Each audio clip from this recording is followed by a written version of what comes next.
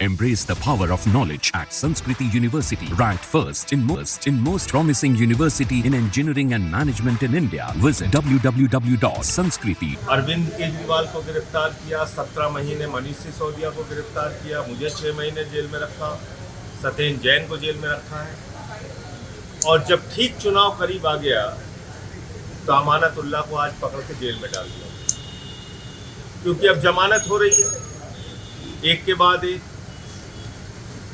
और अब अरविंद केजरीवाल जी को भी जमानत मिलने वाली है, वो भी बाहर आने वाले हैं, तो कोई ना कोई खबर चाहिए, तो अमानतुल्लाह को गिरफ्तार कर दिया। निराधार बेबुनियाद कोई मामला नहीं है अमानतुल्लाह के खिलाफ। कैसे गिरफ्तार किया गया? एक इंसानियत होती है, इंसानियत को कुचल कर गिरफ्तार किया गया। अमानतुल्लाह की सासू माँ का कैंसर का ऑपरेशन हुआ है 3-4 दिन पहले। वो गंभीर हालत में अस्पताल से यहाँ लाई गई और घर पे एक वृद्ध महिला जो जिंदगी और मौत से जूझ रही है, घर वाले बता रहे हैं कि भाई उनकी हालत ठीक नहीं है, हमने आपसे लिख के समय मांगा है। ऐसा भी नहीं कि ईडी को नहीं पता था। अमानतुल्लाह की मदर इन लॉ के बारे में ईडी को नहीं पता था, ये भी नहीं है। लिख के सूचना दी गई कि हमें कुछ समय दे दीजिए, हमारी मदर इन लॉ की तबीयत खराब है, उनको कैंसर हुआ है, कुछ वक्त दे दीजिए, हम इन्वेस्टिगेशन जांच करेंगे। और आपको अब मैं जो बताने जा रहा हूं वो कानून के किस दायरे में जांच है या कॉमेडी है, ये मीडिया के लोग और इस देश के लोग खुद तय करें। 2016 में वक्फ बोर्ड का एक मामला बनाया जाता है और उस मामले के आधार पर सीबीआई पर्चा दर्ज करती है। पहला पर्चा 2016 में। 6 साल तक सीबीआई जांच करती है उस मामले की। 6 साल के बाद फाइनल चार्जशीट दाखिल करती है, अमानतुल्लाह को गिरफ्तार नहीं करती है और सीबीआई कहती है उनके खिलाफ रिश्वतखोरी का, भ्रष्टाचार का, आर्थिक अपराध का कोई मामला नहीं मिलता। 2020 में इसी मामले में एंटी करप्शन ब्रांच एसीबी वो मुकदमा लिखती है। इसी मामले में ईडी कूद पड़ती है, ईडी मुकदमा लिखती है। 2022 में एसीबी अमानतुल्लाह खान को गिरफ्तार करती है।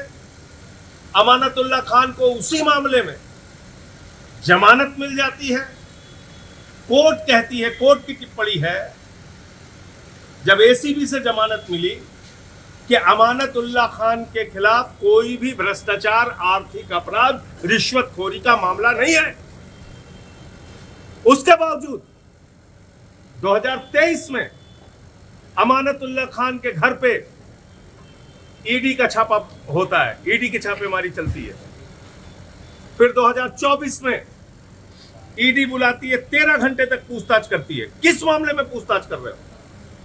जिस मामले में जमानत मिल चुकी है, जिस मामले में सीबीआई की फाइनल चार्जशीट दाखिल हो चुकी है। ये ड्रामा नहीं है, कॉमेडी नहीं है, तो क्या है? और आज सुबह सिर्फ गिरफ्तार करने के उद्देश्य से, जेल में ठूसने के उद्देश्य से, जेल में डालने के उद्देश्य से अमानतुल्लाह खान को गिरफ्तार कर लिया गया। मैं भाजपाइयों को कहना चाहता हूं, तुम पूरे देश के सामने एक्सपोज हो चुके हो और तुम्हारे नेता, देश के प्रधानमंत्री नरेंद्र मोदी एक तानाशाह के रूप में स्थापित हो चुके हैं। बड़े बड़ों की तानाशाही नहीं चली, तुम्हारी भी नहीं चलेगी। तुम भी एक दिन सत्ता से हटोगे, जाओगे और इन बातों का जवाब देना पड़ेगा तुमको। आप सिर्फ गिरफ्तारी पे गिरफ्तारी किए जा रहे हैं। सुप्रीम कोर्ट से ईडी को लताड़ लग रही है, सीबीआई को लताड़ लग रही है, जांच एजेंसियों को लताड़ लग रही है। बावजूद इसके आप सुधरने का नाम नहीं ले रहे। आप आके अरेस्ट करके लेके चले जा रहे हैं, किसी को भी पकड़ो, कॉलर पकड़ के गिरफ्तार करो, जेल में डालो। ये कौन सा न्याय है? ये कौन सी कार्रवाई है? ये कौन सी व्यवस्था है? तो इसलिए पूरी की पूरी आम आदमी पार्टी अमानतुल्लाह खान के साथ खड़ी है, उनके परिवार के साथ खड़ी है। उनकी जो वृद्ध सासू माँ है, उनके साथ हम लोगों की सिंपैथी है, सहानुभूति है। लेकिन निर्दयता और तानाशाही की सारी पराकाष्ठा मोदी और ईडी ने पार कर दिया है। ये आज पूरे देश ने और दिल्ली ने देखा। और जिस चुनाव के नाते ये सब कर रहे हैं भाजपाई, उनको मैं बता देना चाहता हूं, ये कार्रवाई तुमको बहुत महंगी पड़ेगी, बुरी तरीके से चुनाव में हारोगे। यही मैं कहना चाहता हूं। न्याय मिलेगा अमानतुल्लाह को भी, उनके खिलाफ कोई सबूत नहीं है, कोई मामला नहीं।